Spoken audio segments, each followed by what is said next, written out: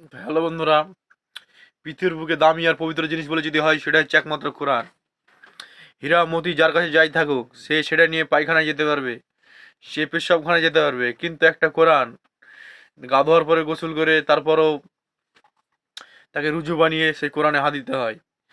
তো তার থেকে আমার মনে হয় না যে পৃথিবীতে যতই মূল্যবান জিনিস থাকে হীরা মতি তার থেকে কোনো দামি জিনিস নাই পৃথিবীর বুকে। আর একটা সৌন্দর্য, মসজিদে যখন নামাজ পড়তে যাবে তুমি, শুক্রবার হোক বা পাঁচ ওয়াক্ত, তুমি যদি একজন ভিখারি গরিব হও তাও তুমি আগের কাতারে বসলে তোমাকে সেখান থেকে কেউ হিলাবার ক্ষমতা নাই। আর তোমার পেছনে যদি একজন জজ ব্যারিস্টার যায় তো তাকে পেছের কাতারই দাঁড়াতে হবে। তো ইসলামের সৌন্দর্যের সাথে কোনো তুলনা নাই। তো ইসলাম জিন্দাবাদ। সবকা আসসালামু আলাইকুম। কোথা থেকে দেখছো ভিডিওটা কমেন্টে জানাও। ইসলাম আসলেই সুন্দর অনেক। তুমি যদি যাও তবে বুঝতে পারবে মসজিদ, না গেলে তুমি বুঝতে পারবে না। সবকা আসসালামু আলাইকুম। কোথা থেকে দেখছো ভিডিওটা জানাও গাইস।